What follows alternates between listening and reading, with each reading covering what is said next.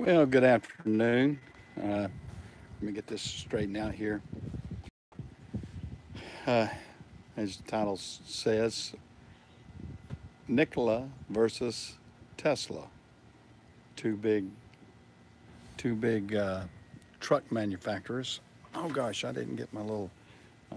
Excuse me a second. I'm gonna try to get this fixed. I'm not. I wasn't watching what I was doing, so I can actually get the camera situated better. Uh, yeah, it looks like Nikola and Tesla are going to be fighting amongst themselves. I just saw the report on Transport Topics, I believe it was. It says Nikola, the truck manufacturer that's going to have the hydrogen electric uh, motor truck that was unveiled, I think, a few months before Tesla was, is going to be suing Tesla. That was the report that I read just a little while ago off Transport Topics, that they're going to be suing them. That, and it's sort of ironic that both companies are named after one man, Nikola Tesla, the inventor that was actually part of uh, Edison's. He was a competitor with Edison. He was actually, if you look at your history, he was a gentleman that actually worked for Edison, and he was the one that had uh, he did DC voltage, whereas Edison convinced everybody to go to AC voltage, and he uh, he was a very smart man, very smart man, very smart engineer. Some say that he was actually smarter than Edison, and that Edison actually kind of, well, you have to kind of look at the. I've seen a lot of different stories and read a few articles about that, and they're big rivals, big rivals. And there was something about an elephant in one of them. I believe it was Tesla that had something to do with. He had a big elephant he used to take around and show something about the. It wouldn't hurt an elephant or something, and somehow or another that elephant got to kind of sort of backlashed on him too. Uh, I I don't remember all the story off the top of my head right now, but uh, well, there's my dogs. Hey puppies, hey puppies. Oops, I'm outside here. Got my border collies right here. Yeah, yeah, yeah. Oh God, you're wanting to talk, aren't you? Yeah, I got two border collies named Diesel and Axel. There you go. There you go, boy.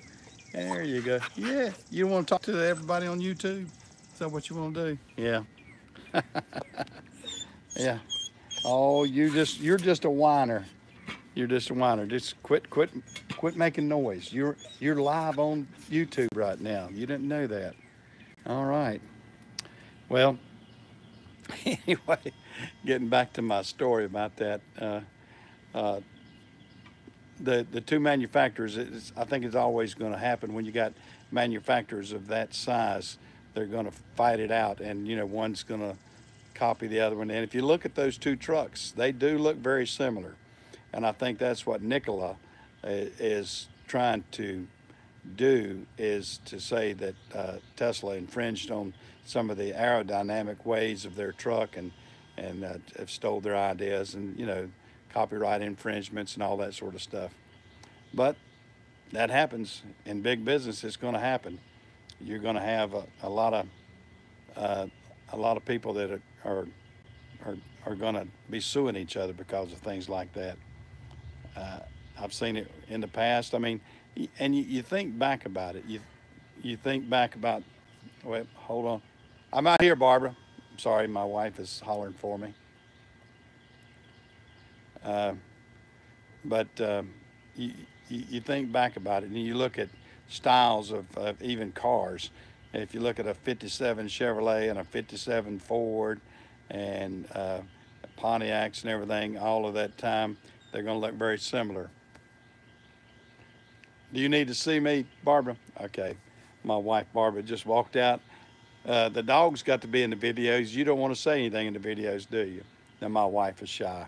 She doesn't want to say anything. So she'll let the dogs talk, but not her. But it's a beautiful day here in North Carolina. I'm sitting back here, and it's about 75 degrees. I'm out here on the in the backyard, and you can maybe let me just view that. There's my pond back there behind me. If you can see my pond. Uh, but hey, Jay Howie. Uh, but we're enjoying it right here in North Carolina. Like I said, it's a beautiful day. Couldn't ask for a more picture perfect day, and I'm glad to be sitting out here in the shade after eating my lunch and getting off the phone. Been a long day for me already. My day started at about 3 o'clock this morning, so it's been a long day. I got awakened about 3 or 3:30 this morning with one of the drivers with a truck issue. We thought we had a light problem and thought we had it resolved, and evidently blew a fuse or something again. And so I had to switch out trucks and deal with that. And because I switched out trucks, the guy I switched out with, when he came in, I had to switch him to another truck. So and get it fixed and get my mechanic down there. So it's been a long day. Been a long day. I've already put in 12 hours. Of course, that's just half a day in most people's terms. It is 24 hours a day. So I guess I've worked half a day. So I got that, but I'm gonna do that. Gonna relax a little bit later on this afternoon. I'm gonna go down to my grandson's track meet. He's gonna be trying to make the county finals for the track meet. I'm gonna have to go down there and give him positive encouragement on that and all these things. But getting back to the truck issue, uh, the fact that both of these manufacturers, I guess there's going to be a limited amount of people that can even afford those type trucks. So I guess they're going to sue each other as quick as they can. Of course, Nikola is suing, I think, for $2 billion. I'm going to say billion. Is that the way you say it? Isn't that the way they do it on, oh yeah, billion, $2 billion. Okay. On the movies. But I guess if you're going to sue, you might as well sue for a 2 billion or 2 gazillion or whatever. I don't know. These manufacturers are going to, I guess they do have a lot of research and development involved with that. And they don't want to be infringed on. But the trucking industry is going to change a lot in the next few years. Well, there's those geese. They must be going down to Clay Coons. Uh, yeah, thank you, Jay. Uh, yeah, the fact that we're going to be seeing a lot of innovations. I'm interested to see what Freightliner and Kenworth and the rest of the big manufacturers can come up with, because I don't think they'll sit back idly and just let these other smaller companies get the lead. But we will see, and I'm interested to see what's going to come down, because so many of them talk about doing this, but we've got to realize the biggest hurdle I think they're going to have is there's no infrastructure set up yet. I mean, the infrastructure has got to be in place before these manufacturers can actually do anything, because right now you can stop every 10 miles and get diesel fuel, and you can't get an electric charge or a fuel cell. I think it's a hydrogen fuel cell for Nikola. That's not going to be possible with them. So, we're going to have to do a lot of, there's going to have to be a lot of thought process on getting all this infrastructure done. I mean, people that have Tesla cars have to kind of pre-map out where they're going so they can go get a charge somewhere. But that being said, you've got to realize too that if that much is built onto the electric grid has got to be improved too. I mean, there's a lot to be said about everything. But you will see encouragement from place to place. I know North Carolina and South Carolina are very proactive on solar. We've got Apple has their plant up in Newton, North Carolina, and right across from the plant, there's probably 100-acre field with nothing but solar panels on it, and it's I think supposed to. I don't know if it's a part of. I don't know if that's actually a part of Apple or a Apple subsidiary, but it's tied in with Apple up there. And then Forest City, North Carolina, the same thing is happening with Facebook. Uh, so I'm sort of right here where I live. I'm in between and Google is in Lenore.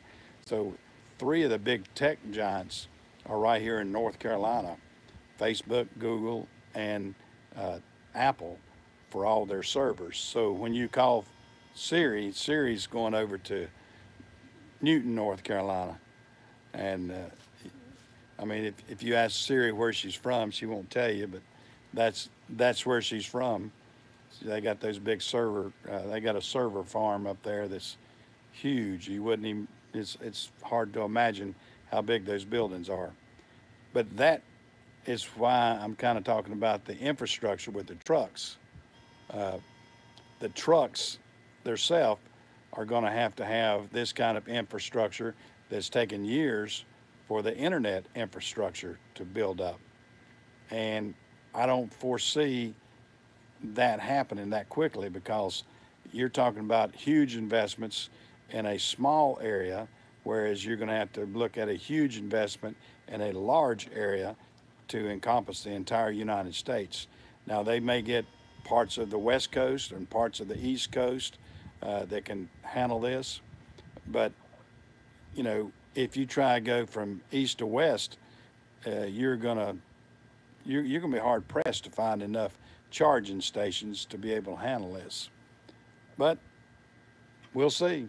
I probably won't live long enough to see it happen at my age, but maybe some of the young people that are watching and listening will, and hopefully they'll be able to make some good decisions and everything else. But I'm going to sign off now. I guess I've said enough. See you guys, and hopefully I can catch you out here on the back 40 some other day.